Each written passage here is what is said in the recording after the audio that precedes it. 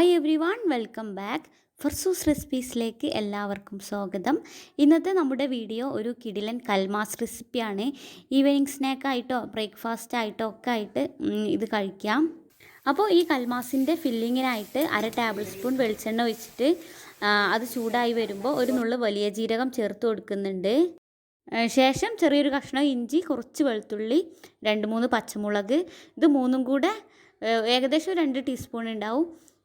ഇത് ചെറുതായി അരിഞ്ഞത് ഇതിലേക്ക് ചേർത്ത് കൊടുത്തിട്ടുണ്ട്. ഇതിൻ്റെ റോസ്മെല്ലൊക്കെ ഒന്ന് പോയി വരുമ്പോൾ ഇതിലേക്ക് 3 സവാള ചെറുതായി അരിഞ്ഞത് ചേർത്ത് കൊടുക്കാം. മീഡിയം വലിപ്പത്തിലുള്ള 3 സവാളയാണ്. ഇതിലേക്ക് ആവശ്യമുള്ള ഉപ്പും ചേർത്ത് കൊടുക്കുന്നുണ്ട്. ഇതിലേക്കുള്ള സവാള 80% വഴറ്റിയെടുത്താൽ മതി. നന്നായി വഴന്നുടഞ്ഞ് ആ ഒരു പരുവത്തിലാക്കി എടുക്കരുത്. ഇനി ഇതിലേക്ക് ബീഫാണ് ചേർത്ത് കൊടുക്കുന്നത്. ഉമ്മ രാവിലെ ഉണ്ടാക്കി വെച്ചിട്ടുള്ള ബീഫ് വരട്ടിയതുണ്ടേനി, അതിൽ നിന്ന് കുറച്ചെടുത്ത് പിച്ച് വെച്ചിട്ടുണ്ട്. ബീഫ് തന്നെ വേണമെന്നില്ല, ചിക്കൻ ആയാലും നല്ല ടേസ്റ്റ് തന്നെയാണ്. ഇനി ഇതിലേക്ക് 1/2 ടീസ്പൂൺ മഞ്ഞൾപ്പൊടിയും 1/2 ടീസ്പൂൺ ഗരം മസാലയാണ് ചേർത്ത് കൊടുക്കുന്നത്. വരട്ടിയ ബീഫിൽ നിന്ന് എടുത്തതായതുകൊണ്ട് ഇതിൽ അത്യാവശ്യം മസാല ഒക്കെ ഉണ്ട്. അതുകൊണ്ട് വേറെ മസാലകളൊന്നും ഇപ്പോൾ ചേർക്കേണ്ടതില്ല. ഇനി നിങ്ങൾ ഉണ്ടാക്കുമ്പോൾ ടേസ്റ്റ് നോക്കിയിട്ട് മസാലപ്പൊടികൾ കുറവാണെങ്കിൽ ചേർത്ത് കൊടുത്താൽ മതി. ഇനി ലാസ്റ്റ് ഇതിലേക്ക് കുറച്ച് മല്ലിയിലയും കറിവേപ്പിലയും ചേർത്ത് കൊടുക്കുക. എന്നിട്ടിത് നന്നായി മിക്സാക്കി കൊടുക്കുക. എന്നിട്ട് ഈ സമയത്ത് നിങ്ങൾ ഉപ്പ് ചെക്ക് ചെയ്തിട്ട് കുറവാണെന്ന് തോന്നുകയാണെങ്കിൽ കുറച്ചുകൂടെ ചേർത്ത് കൊടുക്കുക. ഇനി ഇത് അടച്ചു വെച്ചിട്ട് 3-4 മിനിറ്റ് ലോ ഫ്ലെയിമിൽ വെച്ച് കൊടുക്കുക. ഇങ്ങനെ ചെയ്യുമ്പോൾ ബീഫും സവാളയൊക്കെ നന്നായി മിക്സായിട്ട് ഈ മസാല നല്ലൊരു ഫ്ലേവറും നല്ലൊരു സ്മെല്ലും ഒക്കെ വരും. അപ്പോൾ ഈ ഒരു സ്റ്റെപ്പ് നിങ്ങൾ നിർബന്ധമായിട്ടും ചെയ്യുക, നിങ്ങൾ സ്കിപ്പ് ചെയ്യരുത്. ഇപ്പോൾ 5 മിനിറ്റൊക്കെ കഴിഞ്ഞിട്ടുണ്ട്. മസാലയും ബീഫും ഒക്കെ കൂടെ നന്നായി സെറ്റായി വന്നിട്ടുണ്ട്. ഇനി നമുക്ക് ഫ്ലെയിം ഓഫ് ചെയ്ത് കൊടുക്കാം. അടുത്തതായി നമുക്ക് കൽമാസിൻ്റെ മാവിലേക്ക് ആവശ്യമായിട്ടുള്ള ഒരു അരപ്പ് റെഡിയാക്കാനുണ്ട്.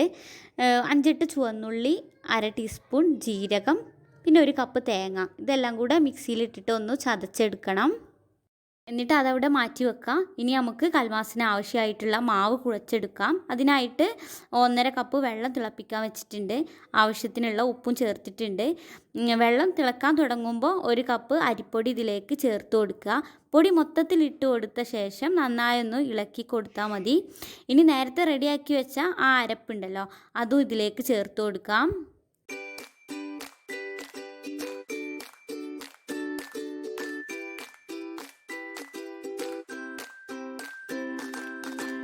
എന്നിട്ട് മൊത്തത്തിൽ നന്നായി ഇളക്കി യോജിപ്പിച്ച് ഫ്ലെയിം ഓഫ് ചെയ്യാം. ഫ്ലെയിം ഓഫ് ചെയ്ത ശേഷം 5 മിനിറ്റ് ഇതൊന്ന് മൂടി വെക്കുന്നത് നന്നാവും. മാവ് നല്ല സോഫ്റ്റായി കിട്ടും. മാവ് ചെറുതായി ചൂടാറിയ ശേഷം ഇതൊരു തട്ടിലേക്ക് മാറ്റിയിട്ട് കൈവച്ച് നന്നായിട്ട് പ്രസ് ചെയ്ത് നമ്മൾ പത്തിരിക്കൊക്കെ കുഴച്ചെടുക്കുന്ന പോലെ കുഴച്ചെടുക്കണം. കുറച്ചധികം സമയമെടുത്ത് തന്നെ കുഴച്ചെടുക്കുക. നമ്മൾ മാവ് കുഴച്ചെടുക്കുന്ന രീതിക്കനുസരിച്ച് കൽമാസ് സോഫ്റ്റ് ഉണ്ടാവുക. അപ്പോൾ ഇത് പുഴുങ്ങലരി ഉണ്ടല്ലോ, അത് വെച്ചിട്ടും ചെയ്യാം. അങ്ങനെയാണ് ചെയ്യുന്നതെന്നുണ്ടെങ്കിൽ ഇത്രയും കുഴച്ചെടുക്കേണ്ടതൊന്നും ആവശ്യമില്ല. അല്ലാതെ തന്നെ നല്ല സോഫ്റ്റായിട്ട് കിട്ടും. ഇതിപ്പോൾ കണ്ടില്ല, നല്ല സോഫ്റ്റായിട്ടുള്ള മാവായിട്ട് തന്നെ കുഴച്ചെടുത്തിട്ടുണ്ട്. ഇനി നമുക്ക് എങ്ങനെയാണ് കൽമാസിൻ്റെ ഫില്ലിങ്ങൊക്കെ വെച്ച് ഇത് ഉരുട്ടിയെടുക്കുന്നതെന്ന് നോക്കാം. കയ്യിൽ കുറച്ച് ഓയിൽ തടവിയിട്ട് ഇതിൽ നിന്ന് ചെറിയ ബോൾ എടുത്തിട്ട് കയ്യിൽ വെച്ചിട്ട് ഉരുട്ടിയെടുക്കുക. ബോളിൻ്റെ വലുപ്പം നിങ്ങളുടെ ഇഷ്ടത്തിനനുസരിച്ച് എടുക്കുക. കയ്യിൽ വെച്ച് നന്നായിട്ടൊന്ന് പ്രസ് ചെയ്ത് ചെറുതായിട്ടൊന്ന് പരത്തി കൊടുക്കുക. എന്നിട്ട് നമുക്കിതിലേക്ക് ഫില്ലിങ് വെക്കണം. ഈ ഒരു രീതിയിൽ പരത്തിയിട്ട് 1 ടീസ്പൂൺ ഫില്ലിങ് വെച്ച് കൊടുക്കുക.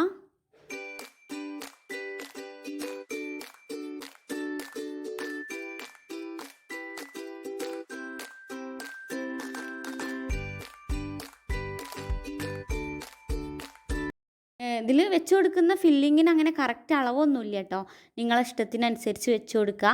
എന്നിട്ട് ഉള്ളം കൈയിൽ വെച്ച് ഉന്നക്കായുടെ ഷേപ്പിലാക്കി എടുക്കണം. ഫില്ലിങ് വെച്ച ശേഷം ഇതിൻ്റെ 2 ഭാഗവും ഒന്ന് പ്രസ് ചെയ്ത് സീൽ ചെയ്തെടുക്കുക. ഇതുപോലെ ഷേപ്പ് ചെയ്തെടുക്കണം.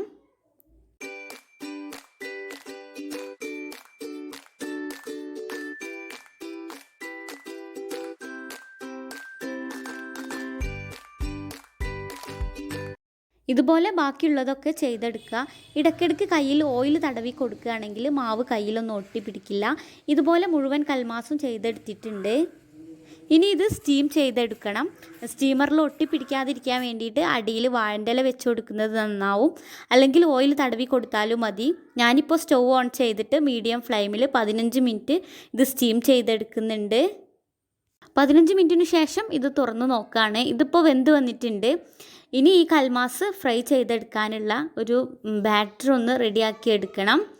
അതിനായി ഈ ഒരു ബൗളിലേക്ക് 3 ടീസ്പൂൺ കാശ്മീരി മുളക് പൊടി, 1/4 ടീസ്പൂൺ മഞ്ഞൾപ്പൊടി, അല്പം ഉപ്പ്, ഇതെല്ലാം കൂടെ മിക്സാക്കിയിട്ട് സ്റ്റീം ചെയ്ത ഓരോ കൽമാസും ചൂടാറിയ ശേഷം ഇതിൽ ഡിപ്പ് ചെയ്ത് നമ്മൾ മീനൊക്കെ ഫ്രൈ ചെയ്തെടുക്കുന്ന പോലെ ഫ്രൈ ആക്കി എടുക്കണം. പെർഫെക്റ്റായി കൽമാസിൻ്റെ ടേസ്റ്റ് കിട്ടണമെന്നുണ്ടെങ്കിൽ ഈ സ്റ്റെപ്പ് സ്കിപ്പ് ചെയ്യരുത്. കുറേ ഓയിൽ ഒഴിച്ച് ഡീപ്പ് ഫ്രൈ ചെയ്യുകയൊന്നും ചെയ്യരുത്. ജസ്റ്റ് ഒന്ന് ഷാലോ ഫ്രൈ മാത്രം ചെയ്താൽ മതി.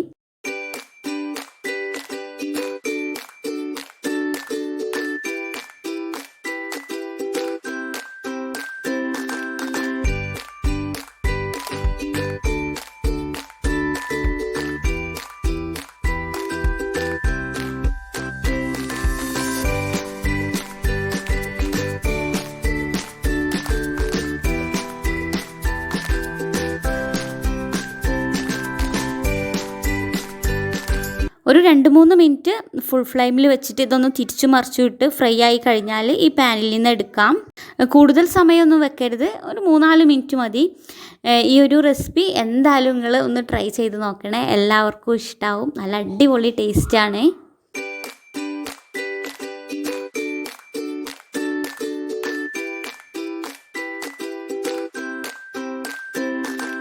ഇതിൻ്റെ മാവിൽ നമ്മൾ തേങ്ങയും ജീരകവും ചുവന്നുള്ളിയൊക്കെ ചേർത്തുകൊണ്ട് തന്നെ ഇത് കഴിക്കുമ്പോൾ ഒരു പ്രത്യേക ടേസ്റ്റാണ്. പിന്നെ ഉള്ളിലെ ഫില്ലിങ്ങിൻ്റെ ടേസ്റ്റ് പറയാൻ വേണ്ട. അപ്പോൾ ഈ ഒരു റെസിപ്പി നിങ്ങൾ ട്രൈ ചെയ്ത് നോക്കിയിട്ട് നിങ്ങളുടെ അഭിപ്രായം കമൻറ്റ് ബോക്സിലൂടെ അറിയിക്കാൻ മറക്കരുത്. അപ്പോൾ ഈ ഒരു വീഡിയോ കണ്ടുകൊണ്ടിരിക്കുന്ന സമയത്ത് നിങ്ങൾക്ക് ഇഷ്ടമായിട്ടുണ്ടെങ്കിൽ ആ ലൈക്ക് ബട്ടൺ ഒന്ന് പ്രസ് ചെയ്യേണ്ട കാര്യം മറക്കരുതേ. അതുപോലെ തന്നെ ഒരുപാട് പേര് നമ്മുടെ വീഡിയോ സബ്സ്ക്രൈബ് ചെയ്യാതെയാണ് കാണുന്നത്. അപ്പോൾ സബ്സ്ക്രൈബ് ചെയ്യാതെ കാണുന്നവരുണ്ടെങ്കിൽ ആ സബ്സ്ക്രൈബ് ബട്ടൺ ഒന്ന് പ്രസ് ചെയ്ത് എന്നെ സപ്പോർട്ട് ചെയ്യാം. അപ്പോൾ ഇൻഷാ അല്ലാഹ് അടുത്തൊരു നല്ല വീഡിയോ ആയിട്ട് ഫർസൂസ് റെസിപ്പീസിലൂടെ നമുക്ക് വീണ്ടും കാണാം. താങ്ക്